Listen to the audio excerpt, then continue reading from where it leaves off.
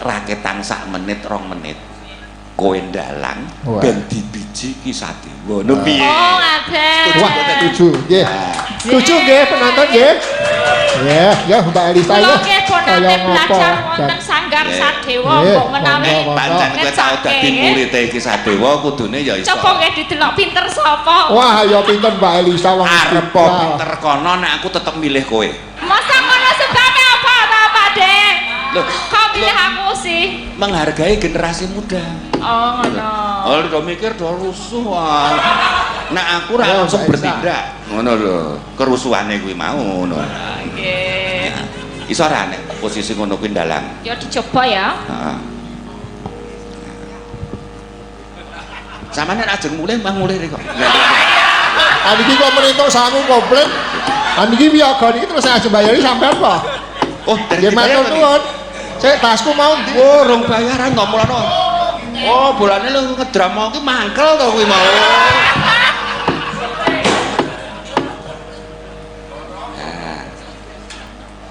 Lah, dadi bintang tamu. Aja dadi ning kene. Arep naleni. Sik. Iki dicek, niki disiarke langsung lho Ki Sadewa. Bu Ari niki namung naleni nggih. Bu Ari, tangane ra tis-tisan, naleni ya naleni.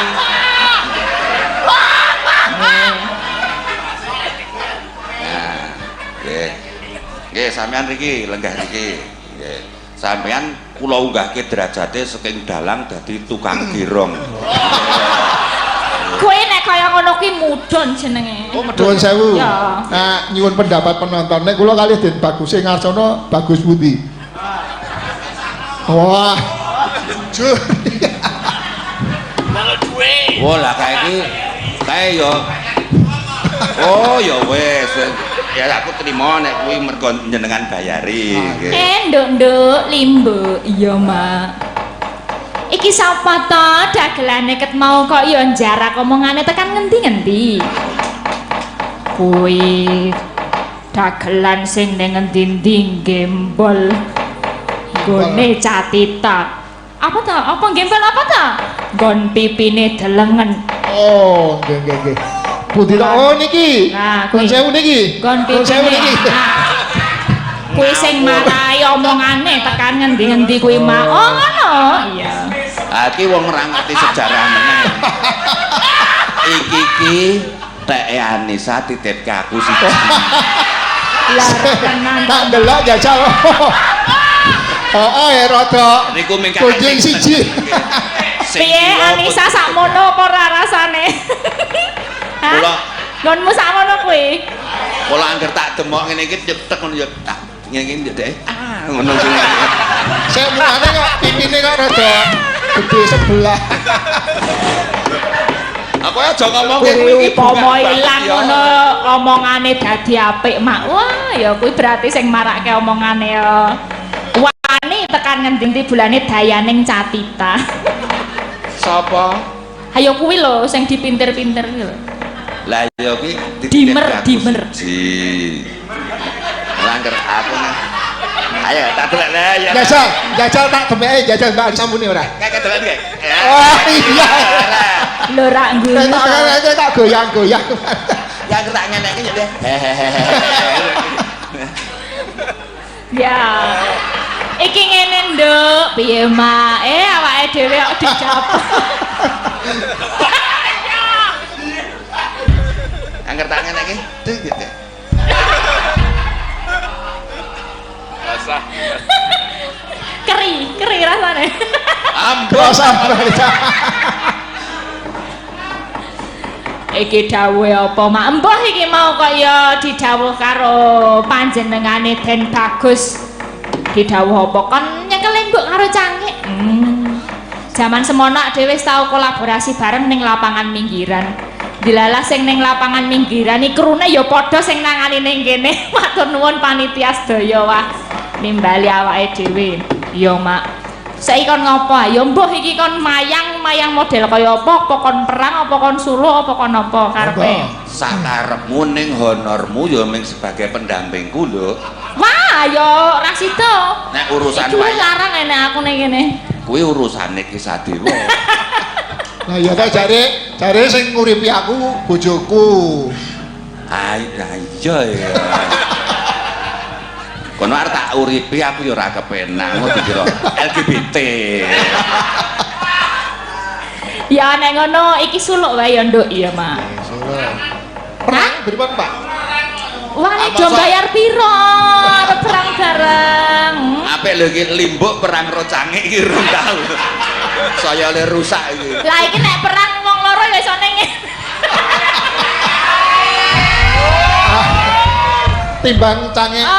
Timbang cange perang karo Limbo wong Den Bagus sing ngaso karo Mbak Anissa wae sing perang. Nah, Kuwi engko. Medun saka. nek ngene iki padha wae Elisa karo Hafidah.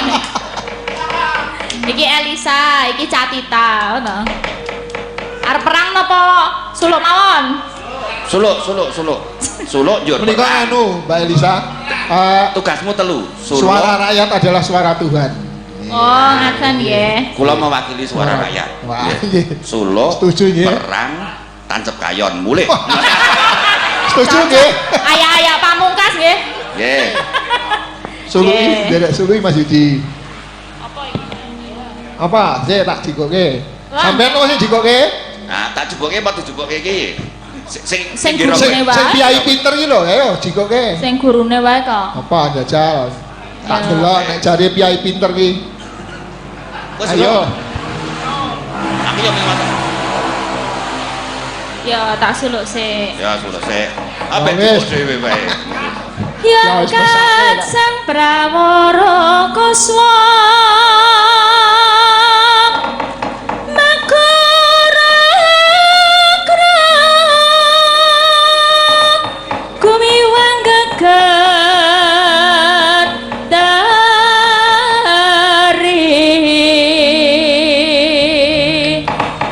suara ning tetangku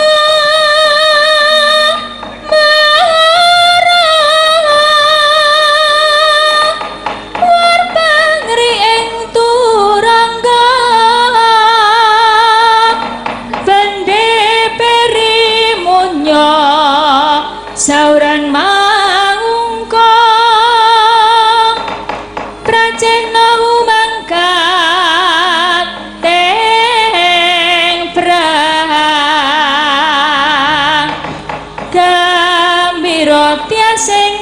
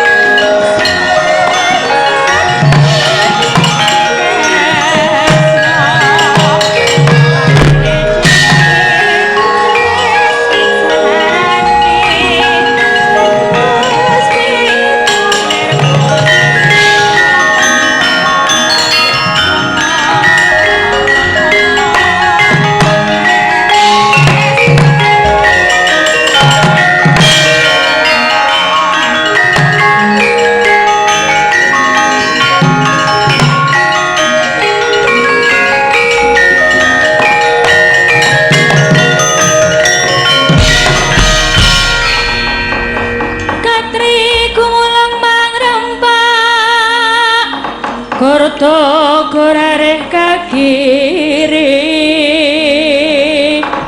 Rananggono gawe gelar Iro wang wang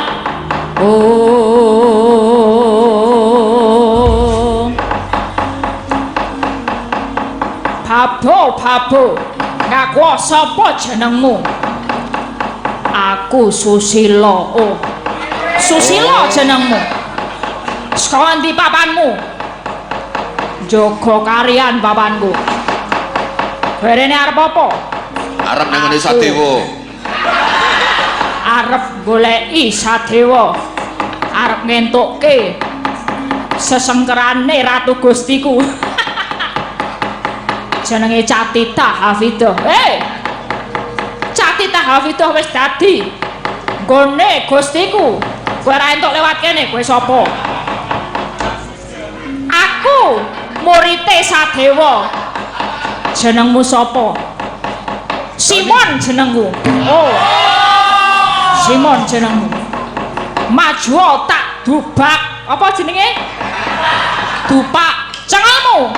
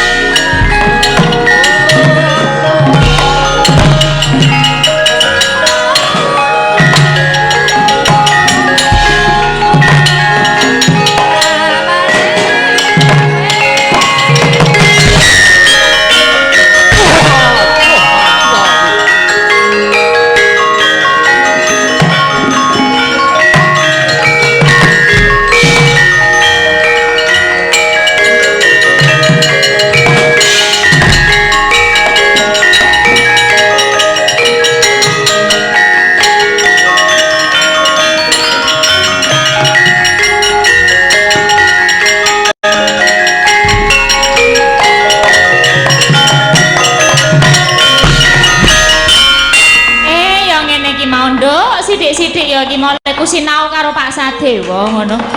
Iya, Mak. Wis gentenane. Wis sesuk tak usulke tahun ngarep sing dalang kowe geronge Ki Sadewa. Mesti apik ngono lho. Monggo mikipun Mbak Lisa.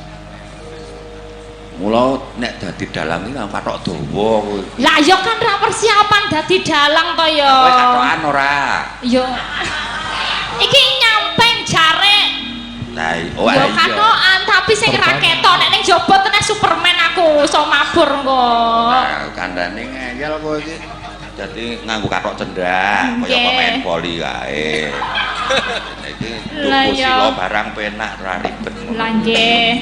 Nggih niki wau pokoke lek sinau kalih sanggar sadewa niku wong nggih. Ini Wawane tahu ngaten niku. Kak nggih. Ah niki nek miturut sampean lendalang Elisawa nek wonten kurange nggen pundi?